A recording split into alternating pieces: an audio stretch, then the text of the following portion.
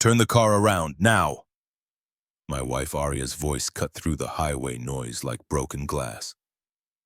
We were 20 minutes from my family reunion, the first one I'd attended in 5 years, and suddenly, her knuckles were white against the dashboard. My name is Cameron Blackwell. I'm 34 years old, and I thought I knew everything about my family. I was wrong. I checked the rearview mirror. The highway stretched empty behind us. Arya's voice was shaking as she begged me to turn around. She was a trauma nurse who handled emergencies with steady hands, but now she was panicking. She stared ahead, breathing shallow, explaining she couldn't provide details but pleading with me to trust her. I needed to turn around and drive home immediately. I looked at her pale face, gripping her phone like a lifeline, and made a decision that would change everything I thought I knew about my family.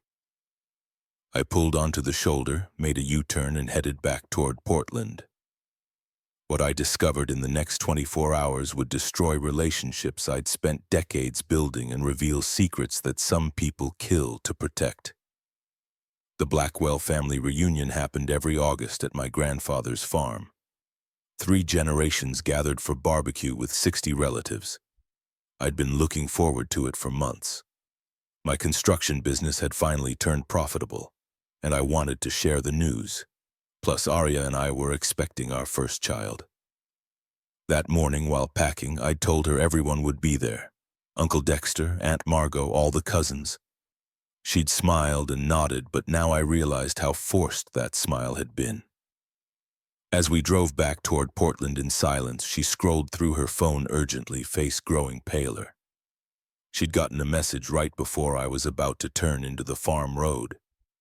Someone claimed they'd been waiting for me to show up. She showed me her phone. The message was simple and terrifying. "He's here. If Cameron shows up, everything comes out. Tell him to stay away if he wants to protect his family." I stared at the message, insisting this had to be a mistake. Arya's voice turned deadly serious. She'd seen enough trauma cases to recognize a real threat. My phone rang. Unknown number. I was already hitting accept before Arya could stop me. "Smart choice turning around. Your wife has good instincts. If you're enjoying stories about family secrets that threaten to destroy everything, make sure to subscribe, because what we discovered next will shock you." The voice was male, older. I demanded to know who he was. He wanted me to keep driving and forget the reunion. He wanted certain conversations to remain private. I insisted I didn't know what he was talking about. A bitter laugh preceded his next words. "Silverwood Construction. Ring any bells?"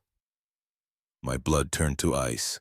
Silverwood Construction had been my previous company, the one I'd worked for before starting my own business. It had folded suddenly 3 years ago amid rumors of financial irregularities. The voice continued, noting I'd worked there 18 months, right up until the federal investigation began. He found my departure timing interesting. I explained I'd left because I got a better offer, that I'd had nothing to do with whatever happened to Silverwood. He responded with mock understanding, suggesting I'd also had nothing to do with missing invoices, altered inspection reports, or bribes paid to officials. My mouth went dry as I denied ever taking bribes. He acknowledged that might be true, but my signature appeared on some very interesting documents that certain people would be unhappy to see. Arya was watching me with growing alarm. I put the call on speaker and asked what he wanted. "I want you to stay away from that reunion. Your Uncle Dexter has been asking too many questions about his old business partner. Questions that might lead to uncomfortable answers about what really happened at Silverwood." Uncle Dexter, my father's brother, who had worked as a city inspector for 30 years before retiring, who had always been proud of his reputation for integrity. I protested that Dexter didn't know anything about Silverwood. The caller suggested otherwise, claiming Dexter had been making phone calls to people who remembered certain construction projects that had passed inspection despite safety violations. Projects that Silverwood had worked on, projects I had supervised. The pieces were falling into place with horrible clarity. Silverwood Construction had been cutting corners on safety inspections, bribing officials to look the other way. And I had been the site supervisor on several of those projects. But I hadn't known about the bribes. Had I? I demanded proof, insisting that if he was accusing me of something, I needed to see evidence. He told me to check my email in 1 hour, but warned that if I showed up at the reunion, if I forced him to have this conversation in front of my family, everyone would know what kind of man I really was. The line went dead. Arya and I sat in stunned silence for several minutes. Finally, she asked if any of this was true. I admitted I didn't know. I'd supervised those projects, but I'd never known about any bribes. I'd just done my job. She asked about signing inspection reports. I explained it was standard procedure. The city inspector would come out, do his walkthrough, and I'd sign off that the work was completed to specification. She pressed further, asking what would happen if the inspector was being paid to overlook problems. I closed my eyes, realizing that would mean my signature would be on fraudulent documents. We drove home in silence, but as we pulled into our driveway, I realized this was bigger than just my potential involvement in the Silverwood scandal. I pointed out to Arya that whoever had called me knew we were going to the reunion and knew exactly when we'd be arriving. She looked at me sharply, asking what I was saying. I explained that someone in my family had told them we were coming. That night, I checked my email obsessively. At exactly 1 hour after the phone call, a message appeared from an encrypted account. No subject line, just an attachment. The documents were devastating. Inspection reports with my signature, approving work that was clearly substandard, photos of construction sites showing safety violations that should have failed inspection, and financial records showing payments from Silverwood Construction to various city officials. But there was something else, bank deposits into my personal account that I didn't remember making. Payments that coincided exactly with the fraudulent inspections. I told Arya this didn't make sense. I'd never received these payments, and the amounts were significant enough that I would have noticed. She studied the documents carefully and pointed out that these deposits were made to an account she'd never seen before. This wasn't my regular checking account. She was right. The account number was similar to mine, but different by 1 digit. Someone had created a fake account using my information and used it to receive payments for inspections I had unknowingly facilitated. I realized someone had set me up. They'd used my position at Silverwood to legitimize their bribery scheme, then created fake evidence to make it look like I was taking payments. Arya asked who would do such a thing. Before I could answer, my phone rang again.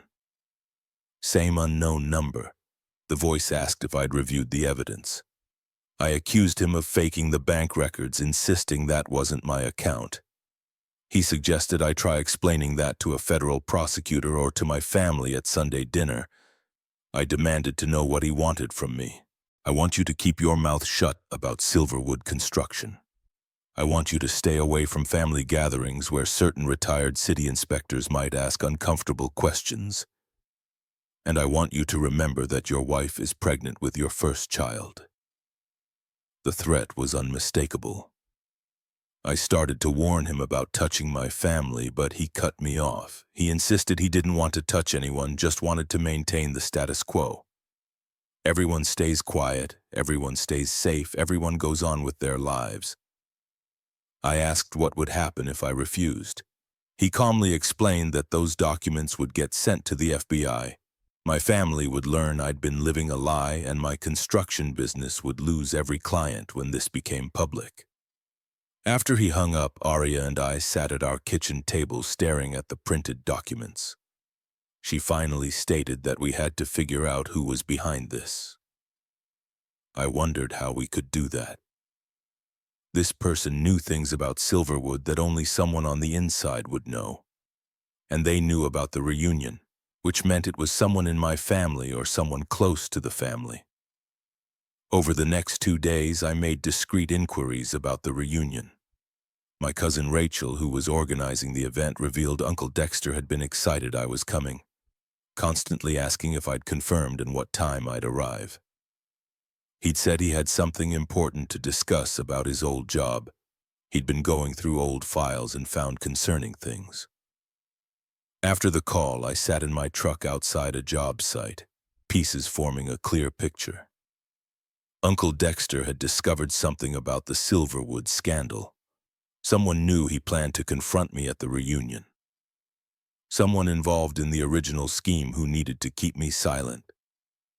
But who? That evening, I made a decision that would either clear my name or destroy my life. I called Uncle Dexter directly. "Cameron, I was hoping you'd call. I need to talk to you about something serious." I told him someone had been threatening me to stay away from the reunion. After a pause, he asked how. I told him everything: the phone calls, documents, fake bank accounts. When I finished, he was quiet. He revealed that he'd been investigating irregularities in city inspections from 2018 to 2020, projects that should have failed but somehow passed. He'd found my name on several reports. I acknowledged that I knew, but insisted I'd never taken any bribes. I'd just signed off on what the inspector approved. He said he believed me because he knew who was taking the bribes. My heart stopped as I asked who. My replacement, the inspector who took over my routes when I retired, Marcus Webb. He's been under investigation for months, but the FBI needed someone to testify about the construction side of the scheme. I asked if he'd thought I was involved. He explained that he'd thought I might have witnessed something without realizing it. He'd been planning to ask me to cooperate with the investigation. Everything clicked into place. Marcus Webb, the corrupt inspector, knew that Uncle Dexter was building a case against him. He knew I would be at the reunion where Dexter planned to approach me about testifying. I suggested to Uncle Dexter that Marcus Webb was the one who'd been threatening me. He agreed that would make sense. If I testified about what I'd observed on those job sites, it would corroborate everything the FBI already suspected. I asked how Webb would know about the reunion. Dexter was quiet before admitting he'd mentioned it to Webb the previous week when trying to get information about which projects I'd worked on. He'd told Webb I'd be at the family gathering and that he was planning to discuss the investigation with me. The final piece fell into place. Webb had used that information to try to scare me away from the reunion, knowing that my testimony could seal his fate. I asked what we should do now. Dexter's answer was simple: call the FBI. The next morning, FBI agents arrested Marcus Webb at his home.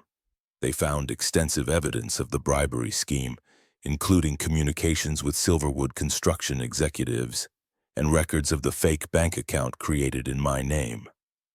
It turned out Webb had been systematic in his corruption, creating false evidence trails that would implicate innocent contractors if his scheme was ever discovered. I wasn't his only potential scapegoat. The day after Webb's arrest, Aria and I finally made it to the family reunion. We were 2 days late, but Uncle Dexter had convinced everyone to extend the gathering. Standing before 60 relatives gathered in my grandfather's backyard, I announced that Aria and I were expecting our first chut. The cheers and congratulations were exactly what I'd imagined.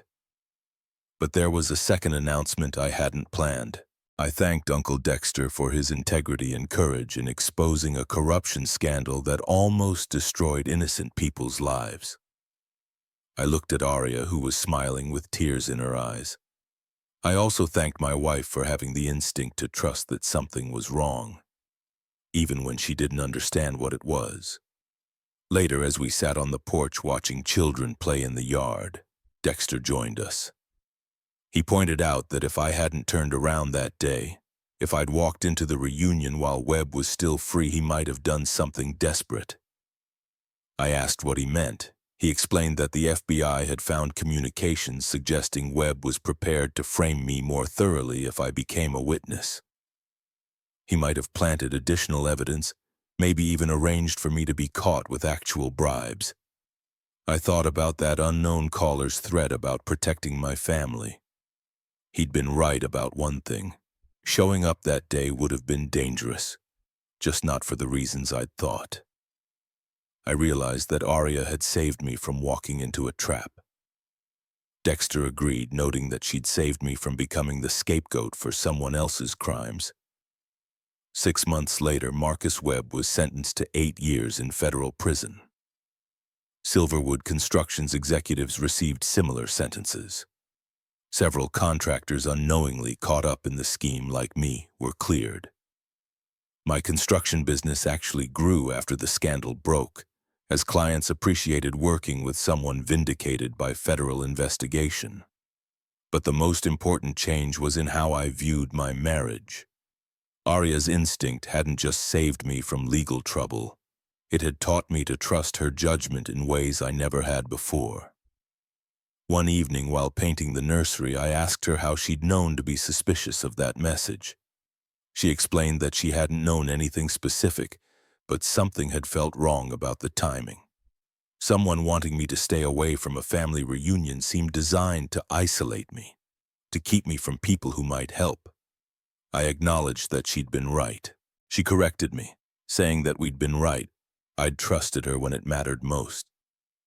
Our son was born 3 months later. We named him Dexter Cameron Blackwell, after the uncle whose integrity had saved me and the father who had learned to trust his wife's instincts. At little Dexter's first birthday party, held at the same farm where I'd almost walked into Marcus Webb's trap, Uncle Dexter pulled me aside. He asked if I knew what the most important lesson was from all this. I waited for his answer.